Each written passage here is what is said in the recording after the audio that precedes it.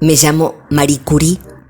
La radiactividad me regaló 2 premios Nobel. Luis Cugota, Luisa Vera. Hola. Desde siempre quise saber el porqué de las cosas.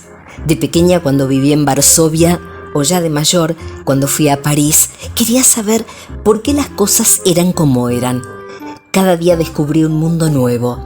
Cada noche rondaban por mi cabeza un montón de preguntas sin respuesta. Como quería ampliar mis conocimientos, fui a la universidad y me casé con Pierre, con quien compartí esa misma actitud ante la vida. Fruto de esa unión tuvimos 2 hijas preciosas. Viví una época de grandes cambios para la ciencia. Se dijo que en aquellos años refundamos la física y quizás haya algo de cierto en esa afirmación. Luego vino el reconocimiento internacional. Fui la primera mujer que se doctoró y que fue profesora de ciencias en la prestigiosa Universidad de la Sorbona. Obtuve 2 premios Nobel en física y en química, en reconocimiento a mis aportaciones a esas disciplinas del saber. Reyes, presidentes y académicos requerían mi presencia. Os confieso que todo aquello me complacía, pero siempre me acompañó el recuerdo de la época del cobertizo, aquel cobertizo destartalado en el que Pierre y yo pasamos incontables horas preguntándonos qué elemento químico podía ser aquel que emitía esas radiaciones tan sorprendentes. Lo llamamos polonio, luego descubrimos el radio, dijimos que aquel fenómeno era la radiactividad. Siempre creímos que la radiactividad era una propiedad interna de un átomo inestable, de un átomo que era una caja de sorpresas y de energía. La muestra de bismuto se comportaba como el bismuto, pero como era radiactiva y el bismuto no lo es, debía contener algún otro elemento, aunque en cantidades muy pequeñas. En julio de 1898, a este elemento desconocido le pusimos el nombre de polonio, evidentemente en honor a mi país, Polonia. Pierre estuvo de acuerdo con esta idea. Medio año más tarde, en diciembre, el elemento desconocido incluido en la muestra de bario lo identificamos como el radio. El polonio y el radio eran 2 nuevos elementos de la tabla periódica con propiedades del todo distintas, pero que compartían la facultad de ser intensamente radiactivos.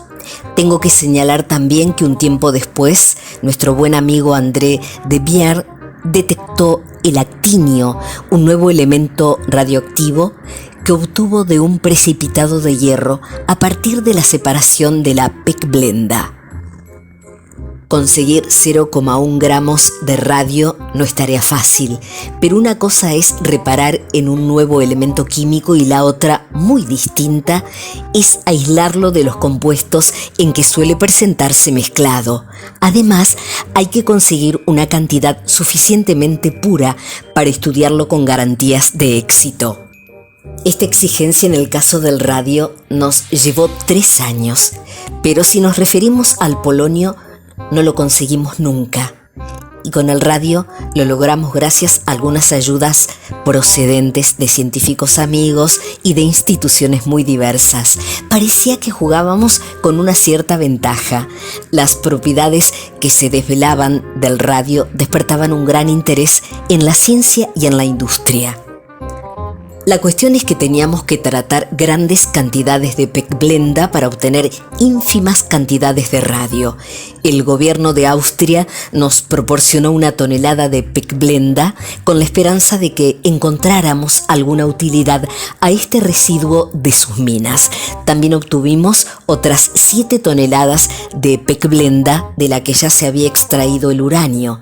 Tratamos todo este material industrialmente en grandes cantidades, con lo que aceleramos mucho el proceso. Luego el extracto de cloruro de bario obtenido de la pecblenda lo sometimos a cristalizaciones sucesivas.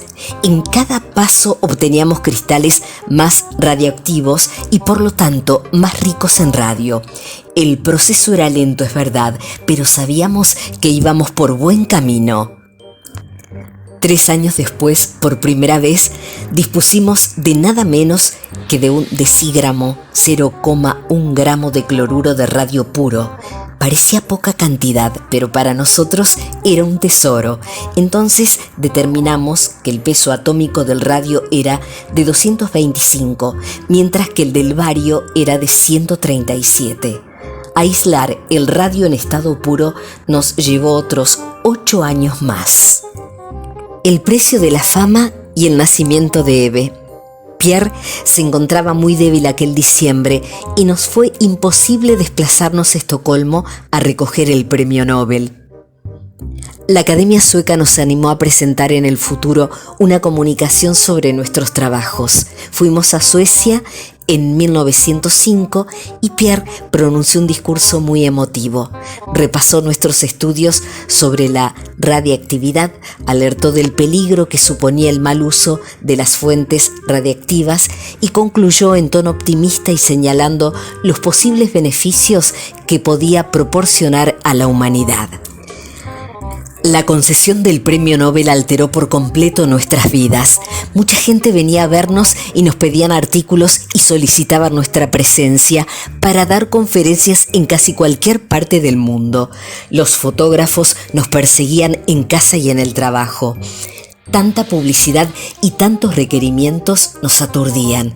No nos complacía ni a Pierre ni a mí, pues nos quitaba tiempo para nosotros y nos distraía de nuestro trabajo. Puede decirse que perdimos un año ante tantas instrucciones y distracciones. Finalmente, después de varios contratiempos, Pierre fue nombrado profesor de física de la Sorbona, enseñaría los fundamentos de la física, la química y la historia natural a alumnos de primer curso de medicina. A mí me nombraron jefa de laboratorio de un laboratorio que nos prometieron inmediatamente, pero tuvimos que esperar otros 2 años para verlo bien equipado. Además, en diciembre de 1904 nació nuestra segunda hija, Eve. La trágica muerte de Pierre. Poco a poco, parecía que la vida nos mostraba su cara amable. El trabajo en la universidad empezaba a dar sus primeros frutos. Pierre parecía encontrarse más animado y nuestras 2 hijas crecían felices. Pero aquel día de primavera de 1906 sería nefasto. Pierre trabajó toda la mañana en el laboratorio. Salió a la hora de costumbre para almorzar con la Asociación de Profesores de la Facultad de Ciencias. Después tenía que pasar por la biblioteca para recoger unos libros. Recuerdo que llovía intensamente y que las calles estaban anegadas. Con Pierre, mi marido, pasamos incontables horas preguntándonos qué elemento químico podía ser aquel que emitía esas radiaciones tan sorprendentes. Lo llamamos polonio. Luego descubrimos el radio. Dijimos que aquel fenómeno era la radiactividad. Siempre creímos que la radiactividad era una propiedad interna de un átomo inestable, de un átomo que era una caja de sorpresas y de energía.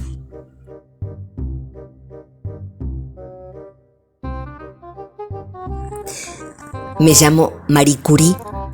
La radiactividad me regaló 2 premios Nobel. Luis Cugota, Luisa Vera.